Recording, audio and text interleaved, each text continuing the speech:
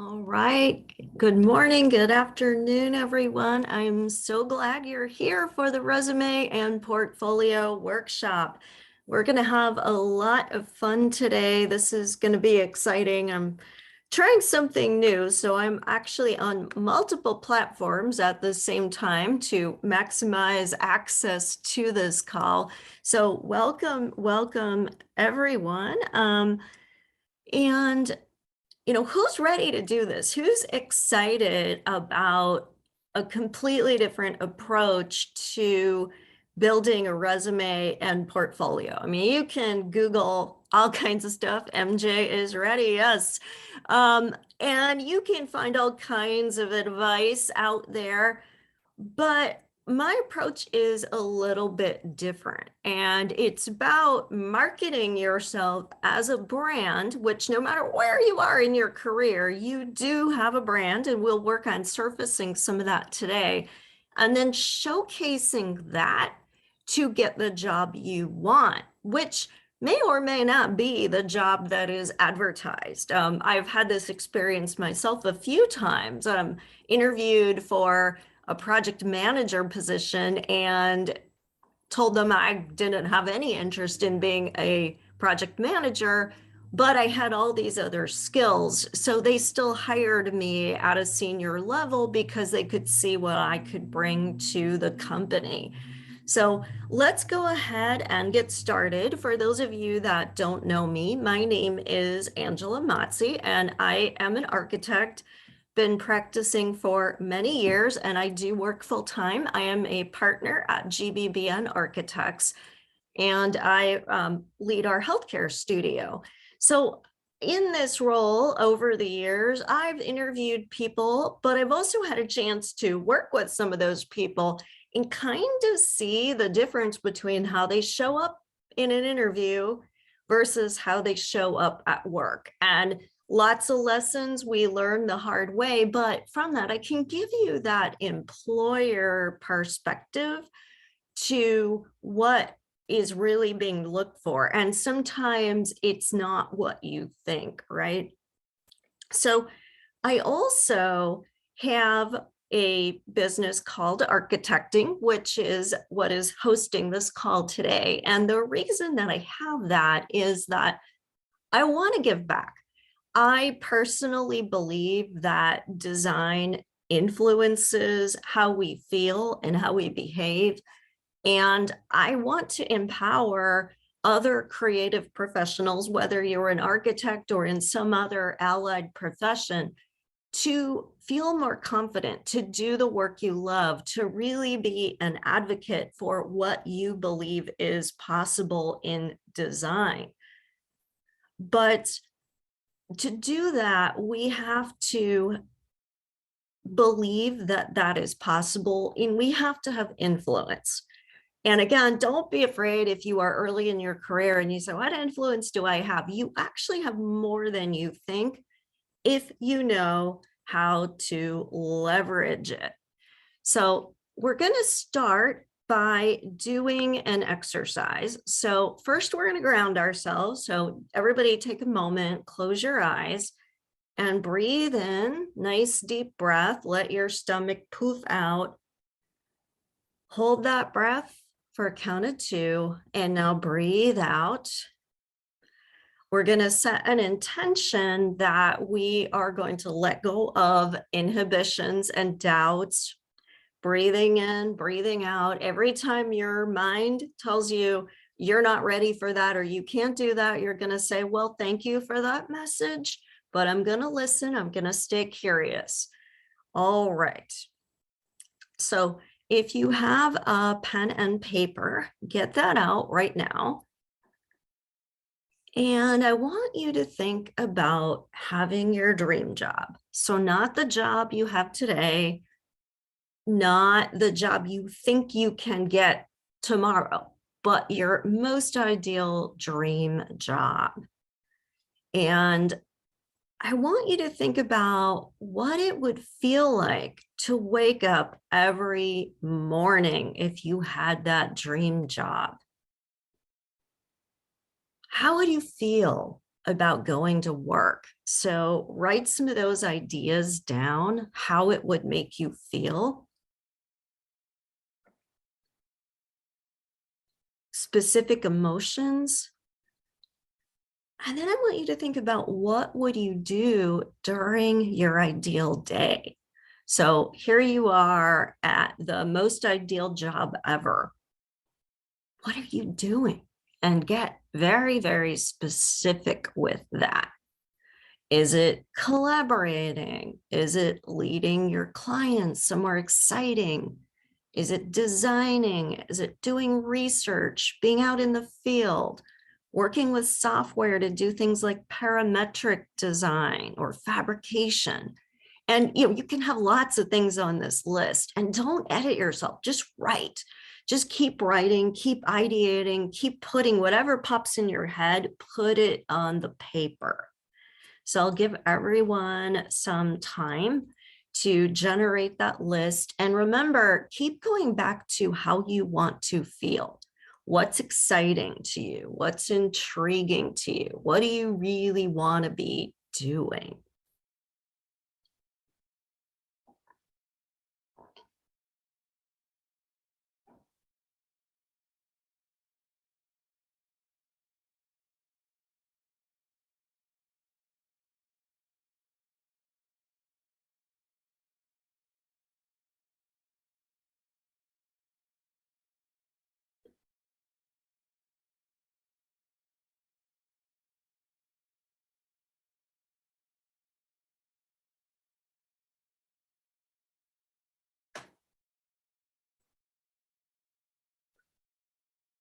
Okay, so now I want you to look at your list and to circle the top 3 things that excite you the absolute most out of everything that you wrote down.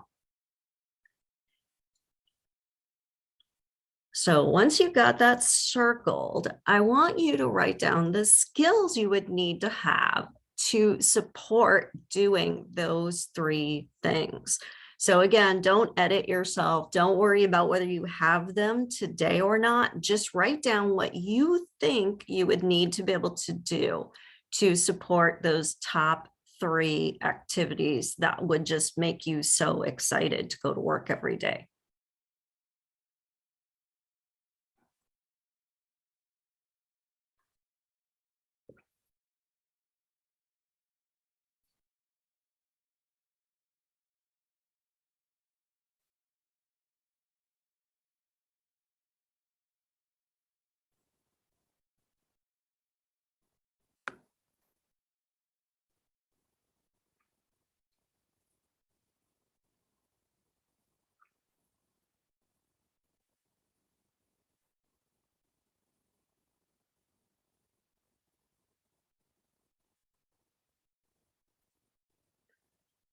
Okay, so now that you've got your list, I want you to think about how different this is from what you're doing right now.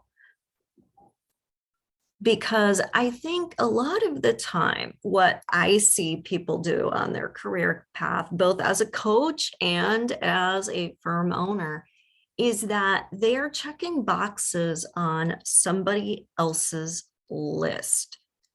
They're doing what they think they need to do, playing a role they think they have to play, as opposed to saying, what do I really want to do?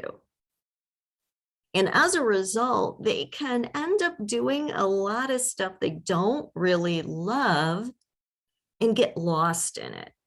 So often I see people after they've been working a few years, they get in this rut because they took the available opportunities, but they didn't check in with themselves. And now the work they're doing is in their zone of competence. They're good at it, but it doesn't excite them. And when I say, well, why did you ever go to school in the first place? What were you hoping to do? A lot of times they don't have an answer for that because they've abandoned that dream as unrealistic. instead of seeing where the opportunities are and what is possible for them. So I want you to notice the difference between how you want to feel about going to work each day with the exercise we just did. And contrast that with how you feel now, and start noticing the gaps that might be there. And this is important to notice because when you are looking to change jobs or you are having a performance review coming up, it's important to remember that it is a two-sided transaction. It's not just about the people you work for or would like to work for being in some position of authority and you pleasing them. It's about you saying what you want and need and them being able to respond to that. And it's not presumptuous to do that. A lot of people worry about that and they hold back. It's actually very refreshing to have an honest conversation with somebody. And it honestly helps an employer better position the talent pool they have when they know what people are interested in doing, when they understand ways people would like to see their career path unfold and what professional opportunities they'd like to explore. So never be shy about that. It's actually really important to share that information. So as you're noticing those gaps, one thing I want to say is what you just did was a clarity building exercise to help you get more in touch with what you're passionate about. And you'll hear me talk a lot about this on my podcast, in my books. And I don't want the idea of having your passion, your mission to be scary, because it doesn't have to be an existential question. It's about doing what brings you joy in the moment. And that lets your career evolve. And as you evolve and grow, you're going to take those next steps. You're going to want different things. You're going to notice that one thing leads to another. So connecting with what feels good to you today and pursuing opportunities for developing your career in that direction doesn't lock you in for the entire time you work until you're ready to retire. So just always connect, though, to what makes you happy. That is how we get out of feeling stressed and overwhelmed and burned out, is doing things that make us happy, finding our joy. And that's the whole purpose of working, right? It's not just about earning money. It's not just about getting status. It's about feeling like you're making a meaningful contribution in the world and that you love doing it, right? And so it's very, very important that you take time to get away from work, to reset, to be that three-dimensional person, and to be very clear on what would and wouldn't make you happy in your career. And what this comes down to is integrity. And many of us in the design profession understand integrity isn't just about doing good things or being honest. It's about wholeness. So we've worked on integrated project teams where we've got multiple disciplines collaborating. And I want to pivot us to think about integrity in terms of wholeness of ourselves. So when we're denying what we really want to do and just doing what we think we're supposed to be doing, we're not in integrity. And that shows up to employers. It shows up in interviews when you're paying lip service to the things you think somebody wants to hear, rather than being very, very honest about who you are and what you would like. And the opposite of integrity is duplicity. And kind of really brings home that there's a certain shadiness in not being honest. And I know that that can feel really scary. Imposter syndrome, it's a big thing where you feel like you aren't really qualified or able to do and say something, so you talk yourself out of it. But imposter syndrome comes from being hyper focused on being adequate, right? So you may be one of these people, right, who's rushing around trying to credential up, or the perpetual student always trying to get degrees, and you're trying to do that to feel like you belong. If this is you, let me know. Please share your thoughts. And the thing is that you're never going to get there if you're chasing external validation.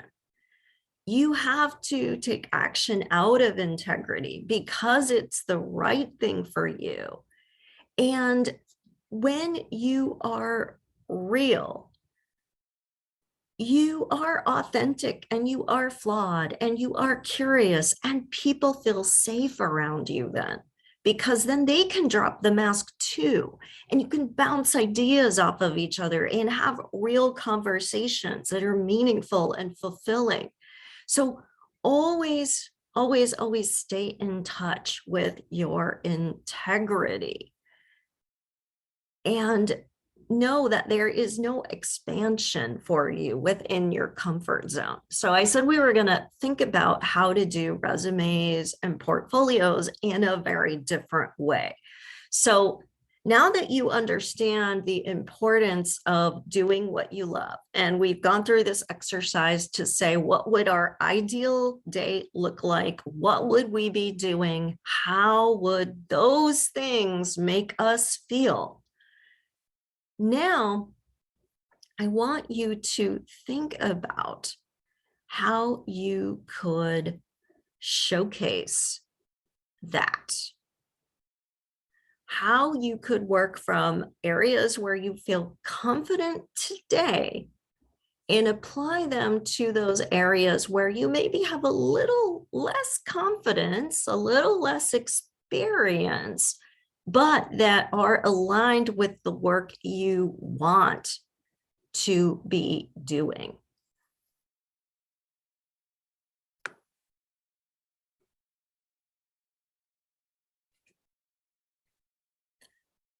So for those of you that are on Clubhouse, I will let you come up so you can share with us any thoughts that you're having in the moment as well. And, as you're thinking about that, I want to stress that you may not qualify on paper for the job you want, but it doesn't mean that you don't actually have the skills needed for the role you want. So I want you to think about, what are your transferable skill sets? And also want you to think about how those skill sets align for the job you want, and how the company that you want to work for or are currently working for can align with that as well. So if you are looking for a job, always look at the core values of the company. Take a little time to be the detective and learn about their culture, not just their mission statement, but who are they really? What do they have to say about their work? If it's just a lot of, fluffy design language, or if it is starting to talk about specific things that mattered to them that they helped the client do in that work, look for those examples. Look for how your values align with the company's values, and think about how the skills you have today can benefit them. So again, you may say, where I want to go is not where I am, but if you have the skills that will help you get there, you're going to get noticed. But you have to have conviction around your perspective. You don't have to be perfect. You don't have to be super seasoned. People find that companies hire all the time people they think can grow into a position, not always the people that are the match for that position. Because, well, I don't want to underplay the value of credentials. They're not everything. Lots of people who have a whole bunch of credentials are not a match for the jobs they want to do. And they're often finding when they interview that they're not being chosen. And companies instead are hiring people that are perhaps on paper less qualified, but they have more potential. So I can't stress this enough.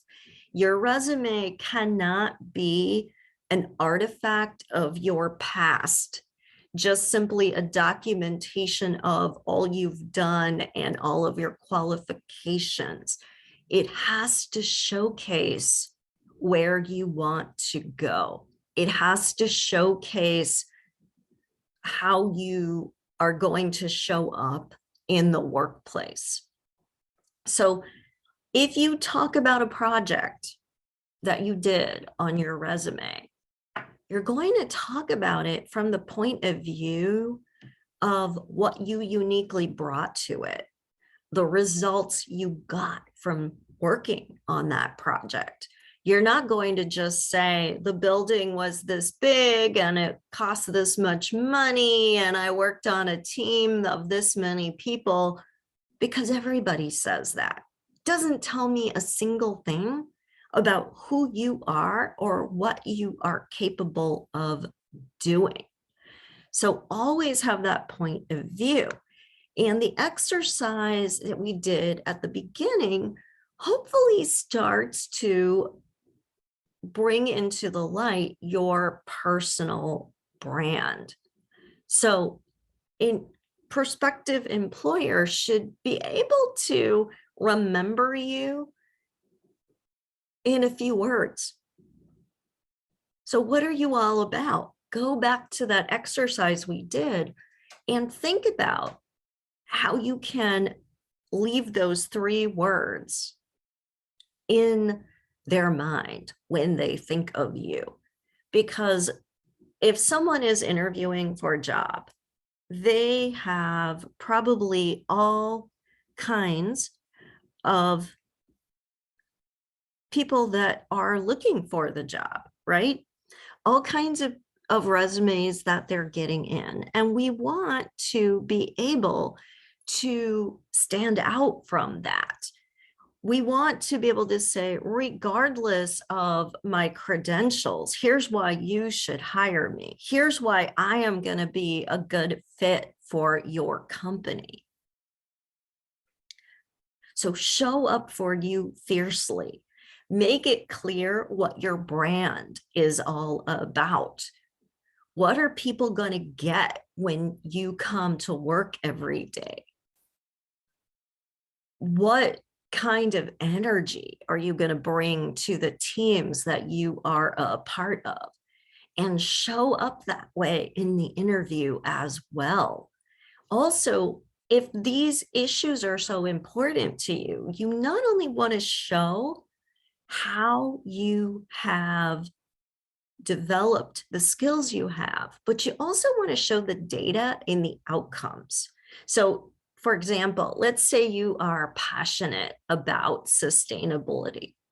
And let's say that you've even gone on to be LEED accredited and well accredited. Just saying I care about sustainability and I have these credentials isn't enough. You want to tell the story on your resume of how you made a difference because you care about these things. So have you been working on an initiative in your current office? Have you been part of and advocating for it on certain projects, how can you show that? Have you learned to use certain software like Cove Tool that really puts your money where your mouth is, that you understand how to analyze data? And then what have you done beyond the conduit of practice? So a lot of times when we're working, we expect our boss to read the tea leaves of who we really are deep inside and give us all these opportunities. Well, the truth is you need to be very clear about what you want to do, and you need to be willing to seek it out for yourself. So are you part of the AIA COAT? Are you part of the local green building network? Are you part of organizations like Green Umbrella? What are you doing beyond the scope of practice to show that you are actively gaining skills you need to work in the area you want to work? Have you attended conferences, workshops, seminars?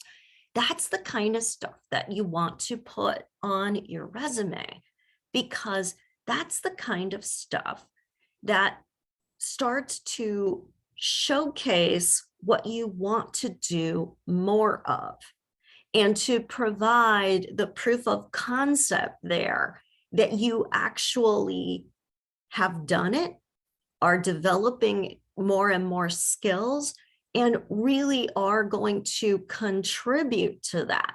So if you're applying to a company that feels very passionate about doing sustainable and resilient design, do you see how immediately you stand out as a match for them? You stand out as somebody who is passionate. So you're going to fit into their culture.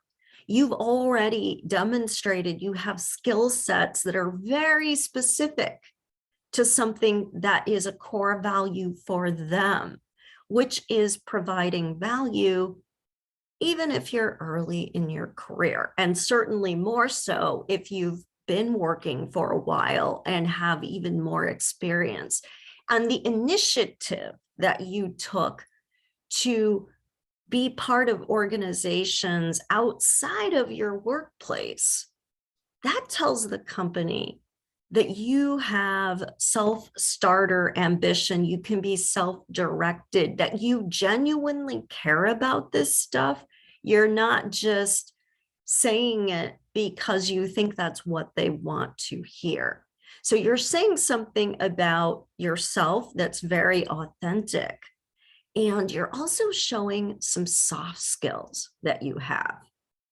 Soft skills, for anyone who doesn't know what they are the ability you have to work with people, whether that's others on your team or your clients, and they show emotional intelligence. And why is this so important to demonstrate on your resume and in your portfolio? Because newsflash, everything today is collaborative. The speed of work is much faster. So someone interviewing you wants to know that you can work effectively with others, that you can deal with conflicts as they arise, that you can speak up and advocate, that you're not going to have temper tantrums and act like a toddler when things don't go your way, that you can be willing to have boundaries around things and understand how to make priorities, that you can work with a lot of different personality types. So again, demonstrating that by the way you talk about yourself and your work is so important. So when we think about a traditional resume, right, it's got your name and your contact information and your education and your credentials, and it has a list of everywhere you've ever worked. And then it has like a skills section and maybe some references. So how are we going to change this up? Well, First of all, right after your contact information, you are going to write a mission statement, and you're going to base it on the work that we did in the exercise at the beginning.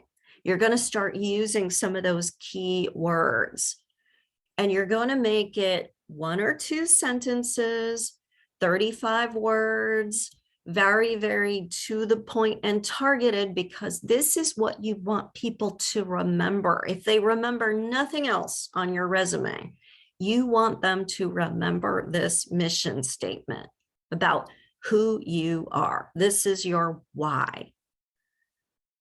Then when you list your education, think back. Let's pattern connect here.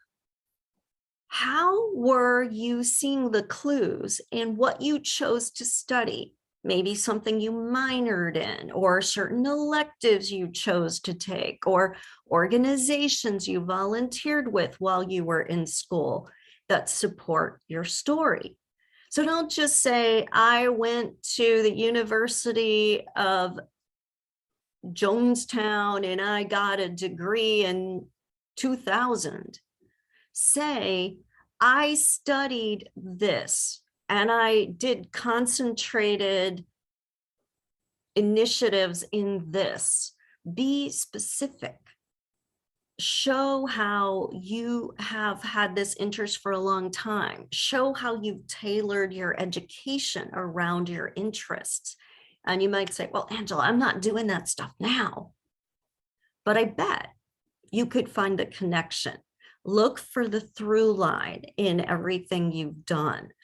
Look for the ways that you may not have known back then that you wanted to specialize in sustainable design, but you took a lot of classes that were related to this because it interested you and it piqued your curiosity. And the reason it did is because you had that passion. You just didn't know it yet. So always look for the patterns.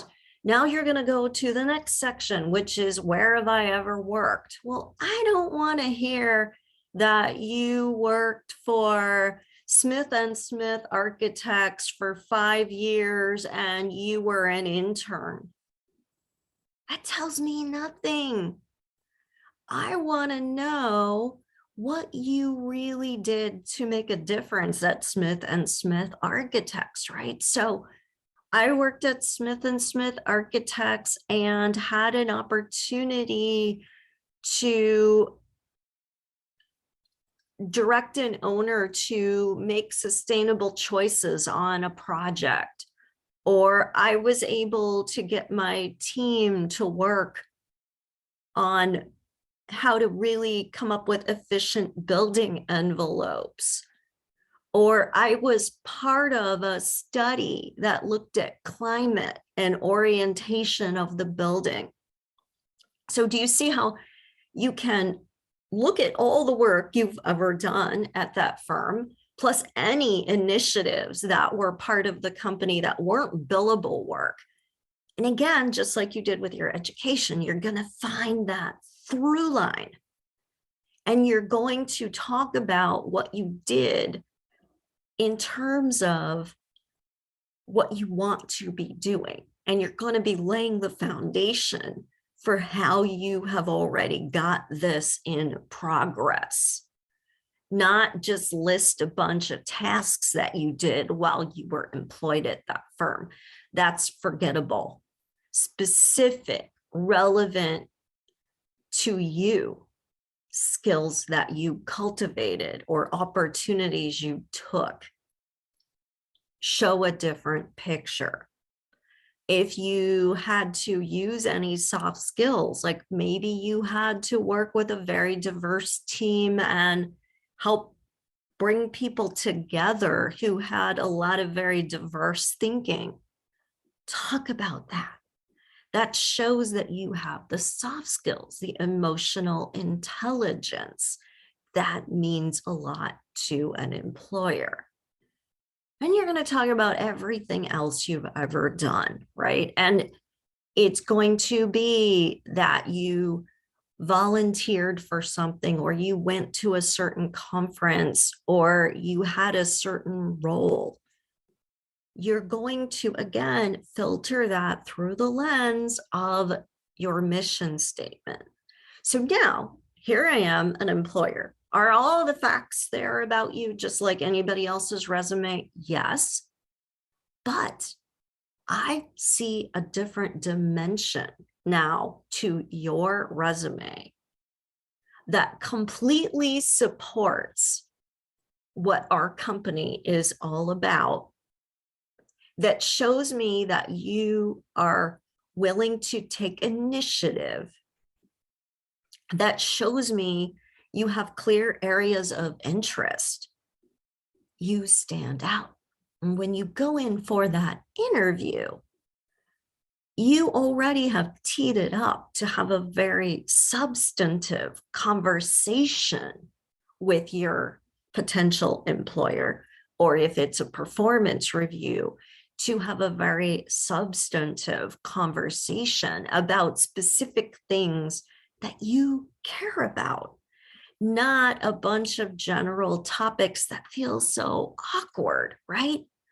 And it's the exact same thing when you do your portfolio. So you're going to start with that same mission statement, put it right on the very first page. And now you're going to be very selective about the projects you put in your portfolio. You don't need every project.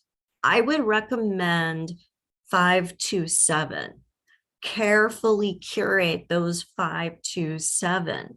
And they don't all have to be actual built projects. They could be research you did. But for all of them, just like the resume, I don't want to hear general information about the project. I want to know what you contributed to this project.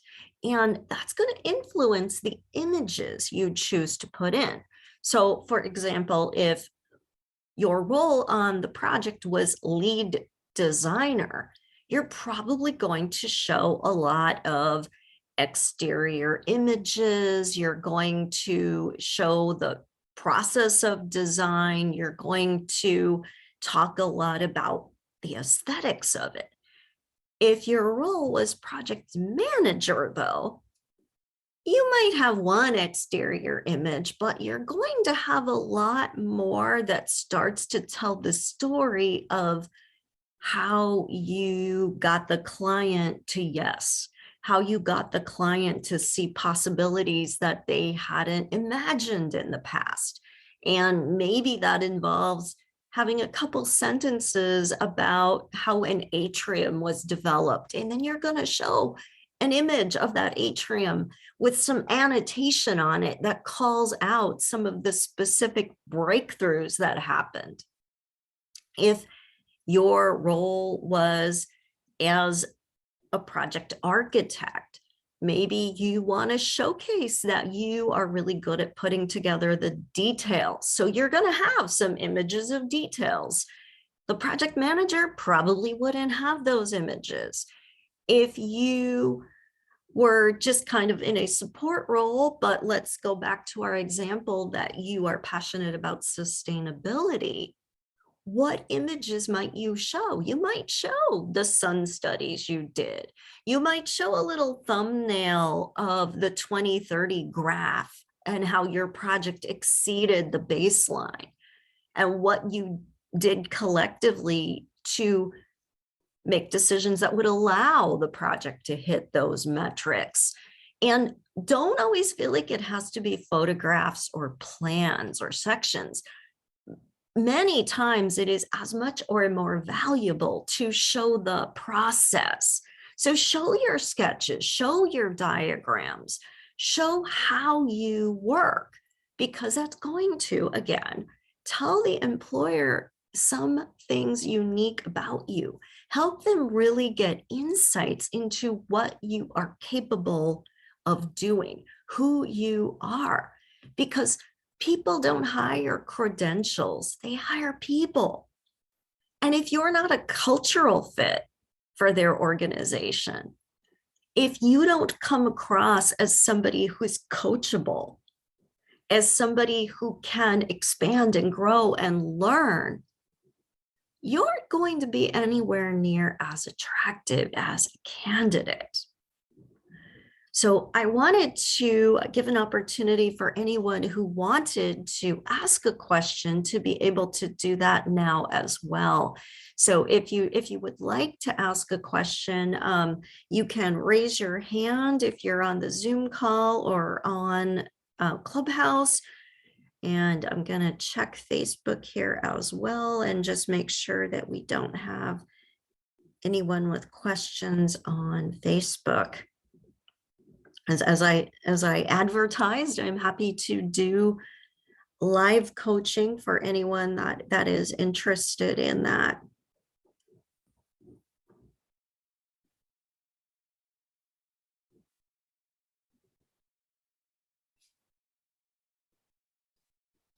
So anything that you are thinking about, anything where you would like an opportunity to ask a question or bounce an idea off of me related to how you might put together your resume or your portfolio.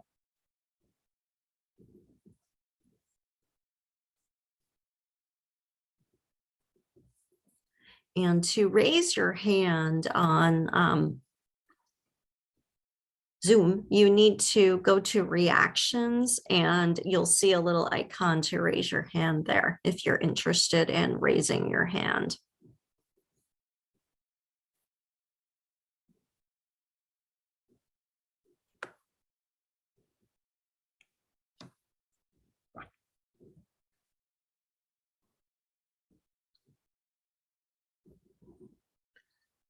All right, well, I'll let you think about that if you are interested in, maybe you have to think through it a little bit. Not everybody likes to raise their hand right off the bat.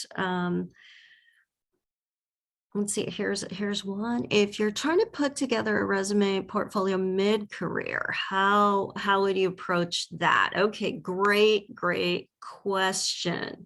The screaming toddler in the background. I can relate to that. Yeah, pure chaos. So glad you made it on the call. That give yourself a pat on the back for that.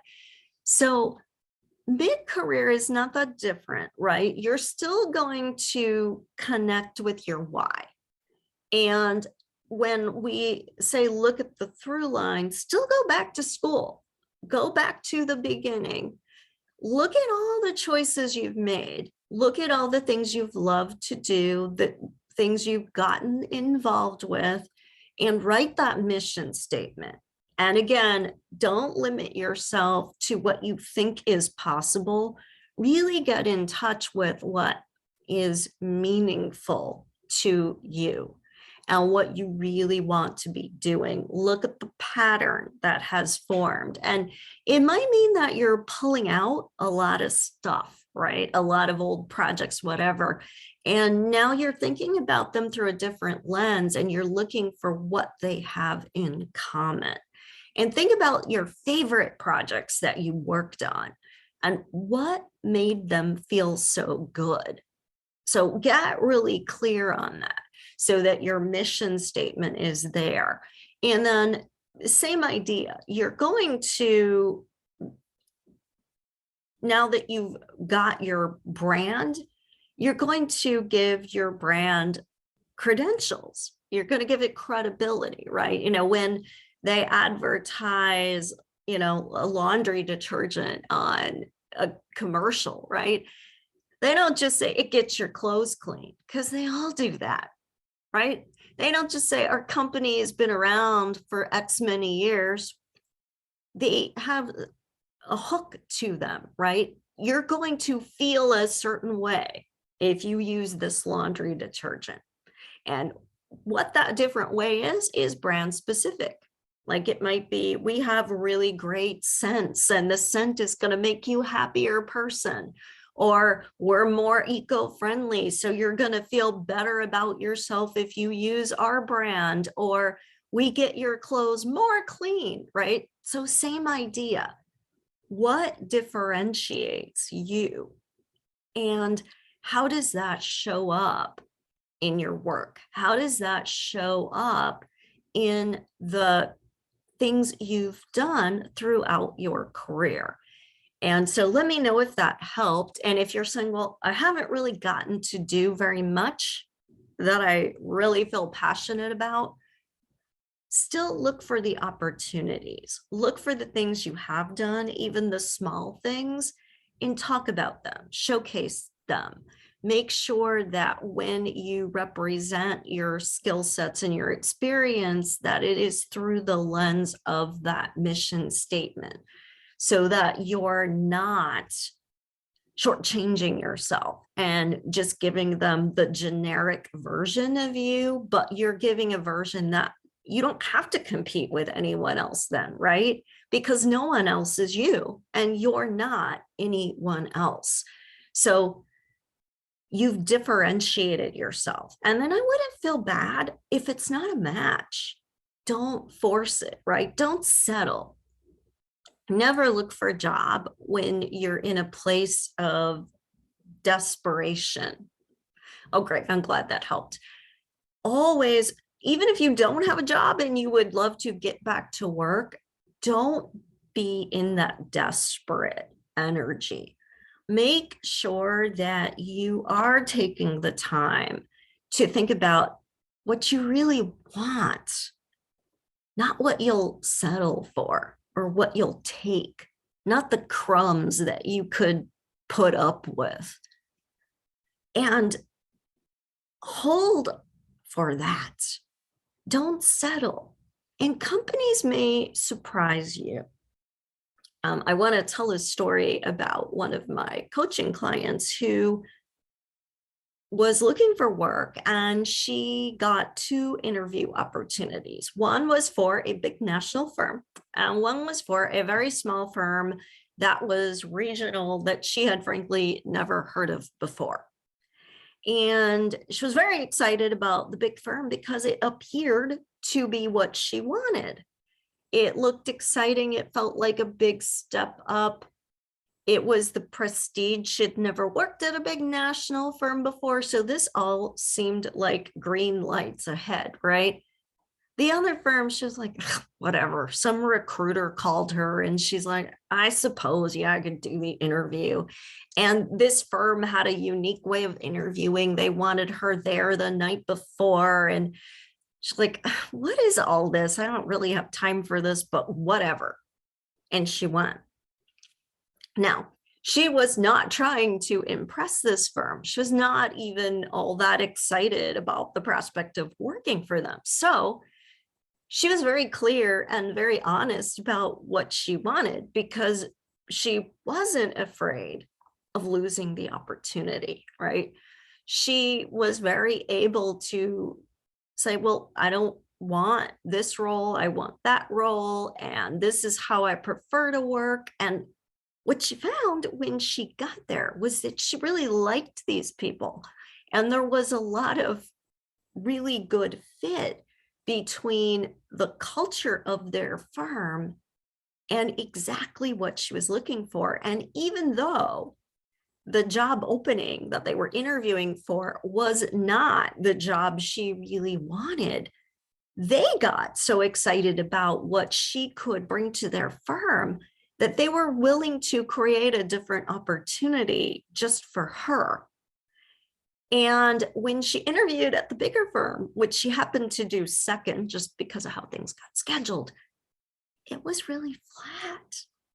She realized that because it was a big national company, the company-wide big ideas weren't necessarily the ones of the particular people in the particular office she was interviewing at.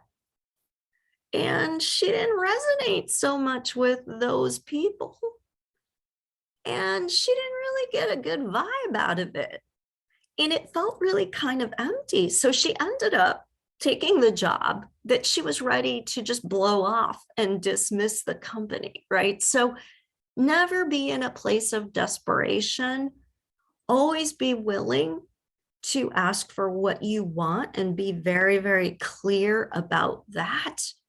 and make sure that your resume and your portfolio back up your brand, back up what you say you want to do, show the evidence, because that will differentiate you.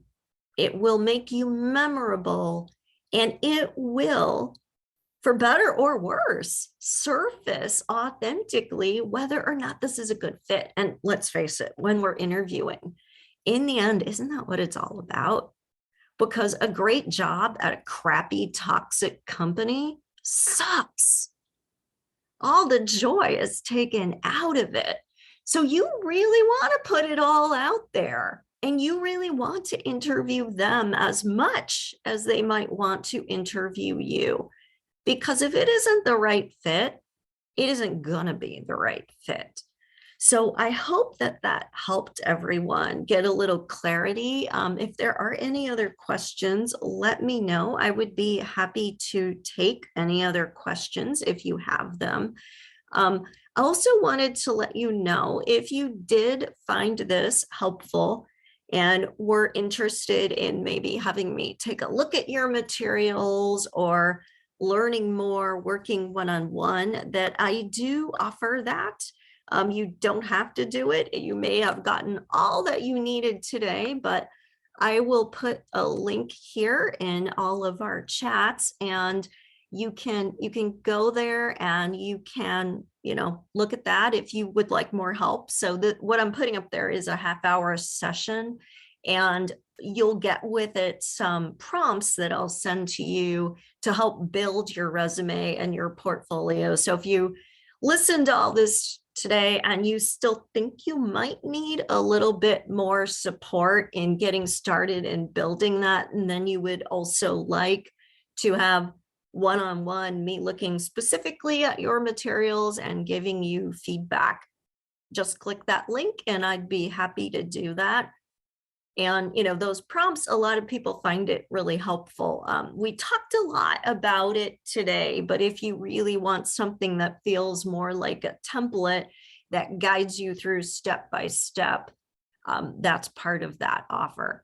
But otherwise, I hope that you all really have changed how you think about what a resume is and what a portfolio is, and how they can make a difference for you, how they can help you to really position yourself differently in the world, so that you're not just showing up as a generic person who doesn't really stand out from the crowd, but rather that you are really clear about who you are, what you want, what you need, and making sure that the opportunities that you put in front of yourself are aligned with that.